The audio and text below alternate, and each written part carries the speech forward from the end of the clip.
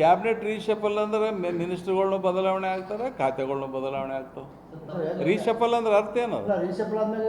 ಇದು ರೀಶಫಲ್ ಆದ್ಮೇಲೆ ಇರುವಂಥ ಸಚಿವ ಅಂದ್ರೆ ಮುಂದೆ ಯಾರು ಬರ್ತಾರೆ ರೀಶಫಲ್ ಆದ್ಮೇಲೆ ಆಯ್ತಂದ್ರೆ ಅದು ಅವು ಸಿ ಎಮ್ಗೆ ಬಿಟ್ಟು ವಿಚಾರ, ಯಾರ್ಯಾರಿಗೆ ಏನೇನು ಕೊಡ್ತಾರೆ ಏನೇನು.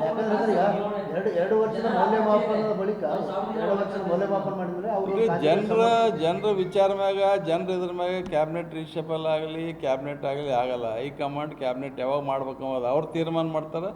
ಮುಖ್ಯಮಂತ್ರಿಗಳು ಇಲ್ಲಿ ಹಿರಿಯ ಸಹಯೋಗ ಜೊತೆ ಚರ್ಚೆ ಮಾಡಿಗೆಸಿಂದ ಯಾರ್ಯಾರಿಗೆ ಮಾಡಬೇಕು ಅಂತಂದು ಇಲ್ಲಿ ಯಾವ್ದು ಮಾಡ್ತಾರೆ. ಜನರ ತೀರ್ಮಾನ ಮ್ಯಾಗ ಆಗಲ್ಲ.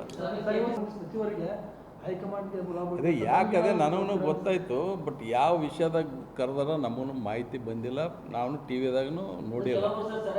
ಇಲ್ಲ ಡೆಲ್ಲಿಗೆ ಹೊಂಟ್ರಂತ ನಾವು ಇವತ್ತು ಕೇಳಿದ್ದೀವಿ. ಹೈಕಮಾಂಡ್ದವರು ಅಧ್ಯಕ್ಷ ಚೇಂಜ್ ಮಾಡ್ತೀವಿ ಅಂದಾಗ ಅವಾಗ ಇವೆಲ್ಲ ಉದ್ಭವ ಆಗ್ತವೆ. ಈ ಸದ್ಯರೇ ಅದರ ಮಾತೇ ಇಲ್ಲ. ಸತೀಶ್ ಜಾರಕಿಹೊಳಿ ಕೂಡ ನಾನು ಅವತ್ತು ಡಿ ಕೆ ಶಿವಕುಮಾರ್ ತೆಗೆದು ನನಗೆ ಅಧ್ಯಕ್ಷ ಮಾಡ್ರಿ ಅಂತ ಅವರು ಕೂಡ ಇಲ್ಲಿ ಹೇಳಿಲ್ಲ. ಭಾಳ ಮಂದಿ ಯಾರು ಅಧ್ಯಕ್ಷ ಆಗಾರು ಯಾರು ಪ್ರಶ್ನೆ ಇಲ್ಲ. ಎಲ್ಲರೂ ಕೊಟ್ಟರು ನಾವು ಆಗ್ತೀವಿ, ಜನರೇಟ್ರ್ ಆಗ್ತದೆ ಅಂದ್ರೆ ಏನು ಹೈಕಮಾಂಡ್ ಡಿಸಿಷನ್ ಆಗಬೇಕಲ್ಲ. ಮೊದಲ ಹೊಸ ಅಧ್ಯಕ್ಷ ನೇಮಕ ಮಾಡ್ಬೇಕಂಬುದು ಹೈಕಮಾಂಡ್ನಾಗ ತೀರ್ಮಾನ ಆಗಬೇಕಾಗ್ತದೆ.